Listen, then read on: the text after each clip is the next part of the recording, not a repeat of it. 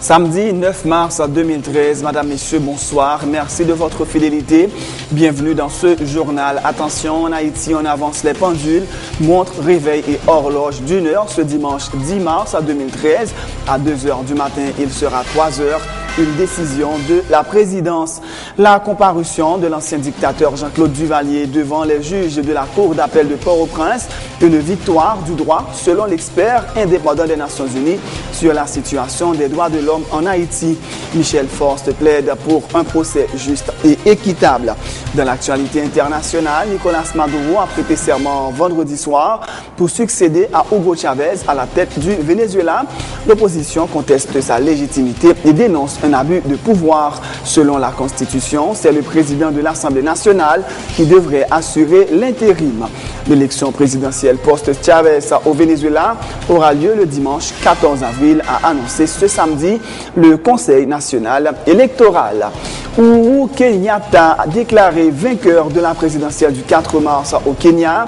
Son adversaire malheureux qui dénonce des irrégularités massives annonce qu'il va contester le verdict en justice. Dans l'actualité sportive, Miami et Boston ont composté vendredi soir leurs billets pour les playoffs de la NBA en battant respectivement Philadelphie et Atlanta. En football, les leaders l'ont emporté en France, en Allemagne et en Espagne. Madame, Messieurs, restez branchés pour le développement de ces titres et de bien d'autres.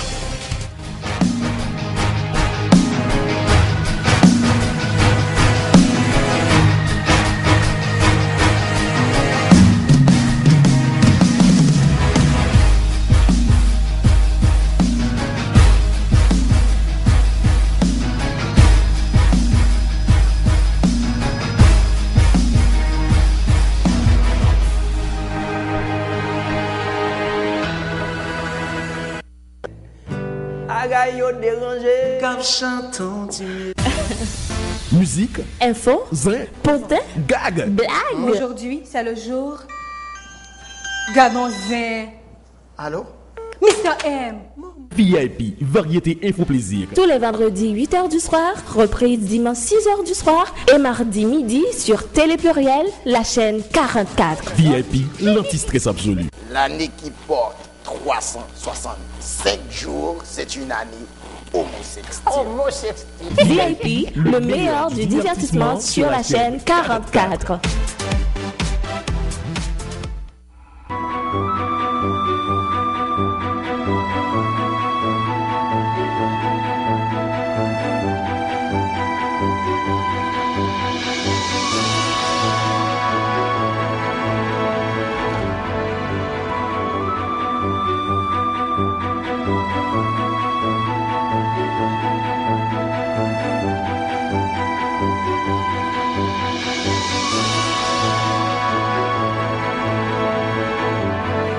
Je vous donne rendez-vous tous les 15 jours pour parcourir le pays à la découverte de nos régions, de la diversité du patrimoine haïtien.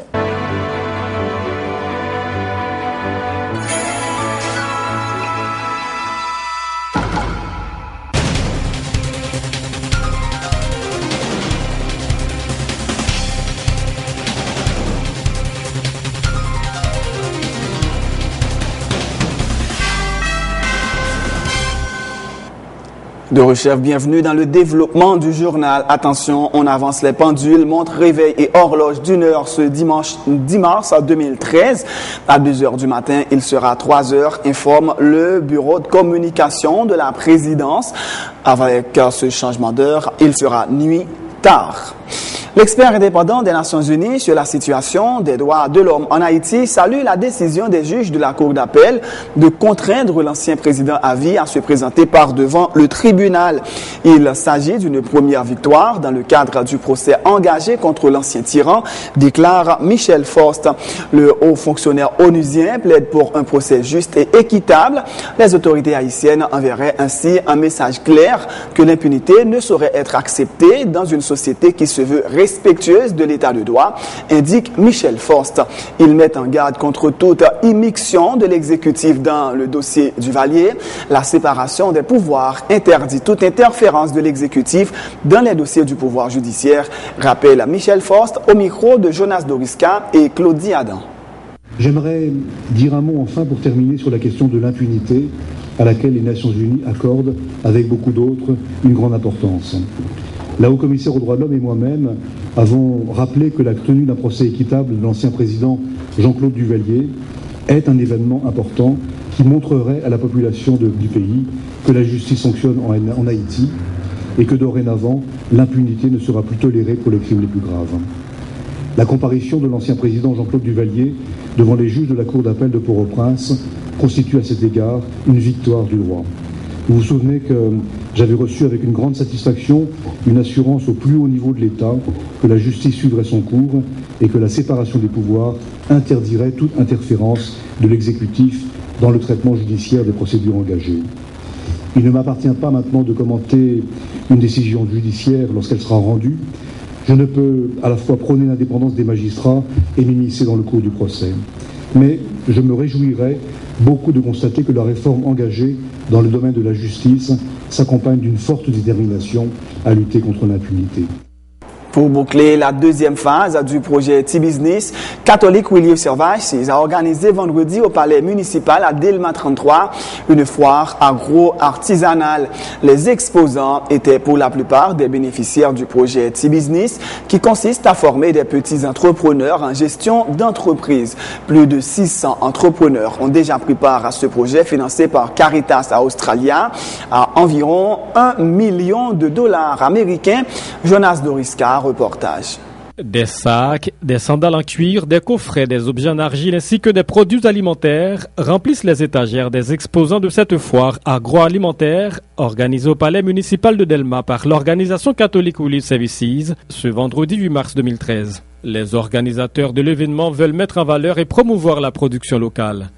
Cette activité coïncide également à la clôture de la deuxième phase du projet baptisé T-Business, qui a permis à plus de 600 petits entrepreneurs de bénéficier d'une formation en gestion d'entreprise et d'une subvention de 20 000 gourdes pour démarrer ou agrandir une affaire. Pierre Sandy Bellegarde est un officier de projet à CRS. Son projet Livelihoods est subventionné à travers 20 000 gourdes et octroyer des formations. Formation ça pour capable montrer comment gérer un business. Alors pour nous clôturer parce que nous avons formé 340 entrepreneurs.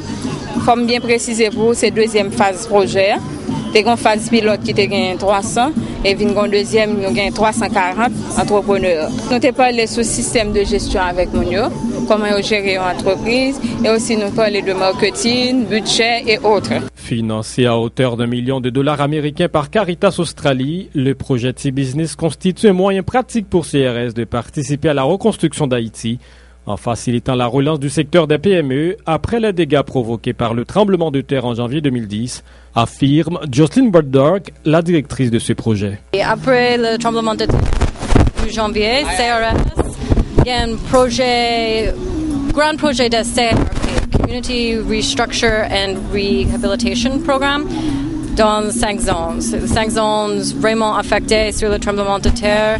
Il y a un pile monde qui avait beaucoup de problèmes sur la vie, mais aussi de chance de faire T-Business et des autres projets de CRS. Grâce à la formation et à la subvention reçue de l'organisation, les entrepreneurs bénéficiaires confient qu'ils sont désormais mieux armés à faire face aux défis que peut représenter la gestion d'une entreprise dans un contexte marqué par tant d'incertitudes. C'est cela que je en pile parce que je montre que je acheter, je contrôler, ça me retirer, ça me mettre, je connais si je dépense mes temps pour me faire mes temps comment moi ça fait vraiment faire bien. Il y a pas de formation, c'est nous 20 000 gouttes et pour nous capables alors si nous avons un business déjà pour nous capables d'agrandir le business là. Mais si nous ne pouvons pas gagner tout, ça va permettre de nous démarrer avec un petit business. Ce père de famille, âgé d'une trentaine d'années, évolue dans le domaine de l'artisanat depuis environ 10 ans dans la commune de Carrefour.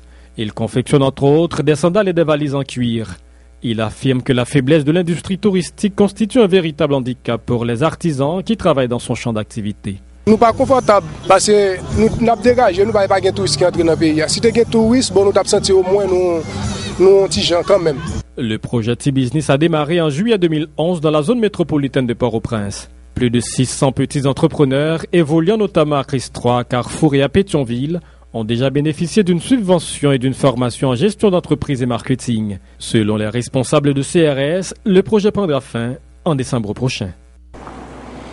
Lancement mercredi dernier dans le département du Sud-Est du programme Cantine Mobile.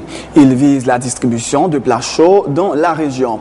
Une séance de formation a été organisée pour les cuisinières recrutées dans le cadre de ce projet. Le délégué départemental du Sud-Est, Pierre-Michel Lafontaine, se félicite de cette initiative du gouvernement qui permettra de voler au secours des plus défavorisés. Dans le cadre du lancement programme Cantine et mobile qui a lancé dans le niveau département sud-est. Et il faut nous connaître que nous connaissons ça, le gouvernement très sensible à programme social. Un ensemble de programmes, tout ça c'est pour le gouvernement matériel là maintenant nous connaissons les prioriser mon couche qui défavorisé dans le pays. C'est ça que fait aujourd'hui là nous venons dans le département sud-est dans la ville de Jacmel. Il y a une cantine mobile qui a lancé matin. Nous gagnons cantine dans un premier temps deux objectifs là rapidement. Li poil bail manger à couche qui plus défavorisée dans le pays et en même temps tout l'a créer un nombre d'emplois dans le niveau département. Et n'a lancé formation aujourd'hui là nous gagnons environ 15 personnes qui vont gagner pour le travail dans le cadre de cantine mobile. Et qui s'arrête une mobile là? Dans un premier temps, nous parlons dans la phase formation. Côté nous parlons former 15 personnes. Dans 15 personnes, dans 15 premiers jours de formation, nous allons commencer à habituer avec technique là, parce que nous avons une machine et tout à l'heure nous avons sorti dehors pour nous une machine là, qui sont machines qui fait pour ça. Et nous allons former les gens là. Et maniement matériel là, parce que c'est un matériel qui est très sophistiqué. Maniement matériel là, on va commencer à faire commencer par 300-400 plats. Et dans la deuxième quinzaine là, on va augmenter la production hein, côté on va gagner capacité pour capable bailler 4000 plats par jour. Et si la machine n'a pas marché en 2 temps dans la journée, on est capable même arriver dans la période de crise, côté d'avoir gagné un cyclone, etc. Nous quand même arriver à produire 8000 plats chauds par jour. Et faut dire après formation, qui a duré un mois, donc on dit 2 quinzaines, formation a duré un mois, et nous avons gagné possibilité dans le niveau département, parce que certainement machines sont machines qui ne peuvent pas arriver dans tout point, mais suivant l'urgence et suivant besoin, nous avons gagné et une production moyenne d'environ et n'a qu'à travailler 3 jours par semaine et capable d'augmenter suivant besoin si il y a des situations de crise, etc. Le programme de cantine mobile est coordonné par le Fonds d'assistance économique et sociale, FAES. Durant le mois de mars, ce programme sera lancé dans tous les chefs-lieux des 10 départements géographiques du pays. Il permettra non seulement de distribuer des plats chauds aux plus pauvres, mais aussi de créer des emplois, selon Laurent Edouard, coordonnateur du programme cantine mobile au Fonds d'assistance économique et sociale. Moi-même, mon rôle, c'est assurer la mission que le Premier ministre, là, le président, première dame, là, directeur général Klaus surtout. Et bon, moi, pour le mois de mars, là, il y aurait que chaque côté qui gagne un bureau régional FAES, surtout, il y a la priorité pour que il recevoir en cantine mobile, préparer personnel sur place là. Ça veut dire que son tentative que nous faisons pour nous gérer comme l'État, pour que les gens crient Jacmel, ce n'est pas la peine de nous déplacer à 30-40 personnes pour de manger, tandis que Jacmel a des ressources humaines. Automatiquement, nous autres faisons le cas hier, nous étions au cas. Je dis à Jacmel, je crois que mercredi, jeudi, nous avons chez Monté for Liberté. Je tiens à ce que il y ait une machine ça dans chaque grande ville, parce que ce département, c'est chef de département, mais il même là pour desservir reste ville qui a des problèmes ou bien qui a des problèmes gangou. Pardon, problème gangou, mon façon de dire que mettez un plat chaud disponible pour zone ça. Eh bien, bon, nous arrivons Jacmel, nous allons commencer la formation, comme on dit, jeudi, peut-être demain, parce que jeudi, c'est pour la prise de contact entre formateurs et stagiaires qui sont sélectionnés par la délégation. En gros, machine comme délégation, machine qui est très sophistiquée, qui a pile de domaine là-dedans. C'est ça que fait, machine gagne en quantité de 15 personnes qui pour piloter. Nous avons 2 chauffeurs poids lourds, qui ont type B, qui là, qui va faire formation tout. Nous avons opérateur, superviseur, chef cuisine, assistant cuisine. Nous avons pile titre après 15 jours de formation que des gens qui vont sortir avec des titres pour catégoriser ou permettre de manipuler les machines. Nous avons un formateur avec nous. Nous avons un domaine technique. C'est un domaine qui est assez important parce que au pas qu'à la guerre pareil, ça y a mais monde qui pas vraiment formé pour son bail qui dit avec un pile gaz, nous boulons gaz propane, nous boulons électricité. Et nous consommons pile de l'eau, il y a plomberie, il y a l'électricité de la machine. Nous avons un équipe formateur, nous avons un technicien qui peut superviser les gens qui peut sortir comme opérateur machine. Il va falloir une dose technique. Autre point de l'actualité, le tronc d'arbre baptisé Kitanago, pesant 500 kg, a été transporté pendant 27 jours sur plus de 700 km et par plus de 4 millions de personnes, selon l'initiateur du projet, Harry Nicolas, dit Met Feyvet, qui avait fait tout le parcours entre les Iwa et Wanamet. Plus d'1,7 million de gourdes et 20 000 $ américains ont été en tout dépensés, a-t-il dit. Nous avons démontré qu'unis, nous sommes capables de réaliser des merveilles. Et c'est ce que nous allons reproduire les 28, 29 et 30 avril en participant à la campagne de reboisement, en consommant les produits locaux. Un aspect encore plus ambitieux du projet Kitanago a indiqué M. Feyvet. 1 700 000 gouttes pour machines, pour et gaz. Nous avons une équipe de entre 18 et 25 personnes en permanence qui tapent et gérer l'activité et ça coûte 1 700 000 gouttes et 20 000 $ américains comme dépenses qui gagnent pour l'activité. Oui, c'est privé et des amis nous qui investissent l'argent ça dans l'activité Kitanago. L'activité c'est 3 journées nationales planter pied bois consommer local que nous avons lancé pour dimanche 28, lundi 29 et mardi 30 avril 2013. Il y a plus de monde là de mettre feuille dit consommer local pour yon entendre c'est manger. Consommer local. Ça n'a dit, ça n'a fait, ça n'a boire, ça n'a pas acheté. Tout c'est consommer local. Pendant 3 jours, ça a été tout haïtien à pas exprimer. C'est comme si nous avons son galerie. Chaque haïtien son galerie qui a parlé dans l'activité consommer local là. Pour sa part, Smoy Noisy, responsable de communication de Kitanago, se dit convaincu que les Haïtiens ont la capacité de s'unir pour le bien du pays. Il appartient, dit-il, à chaque Haïtien de réfléchir à la façon dont il pourra, pendant les 3 derniers jours du mois d'avril, manifester son identité.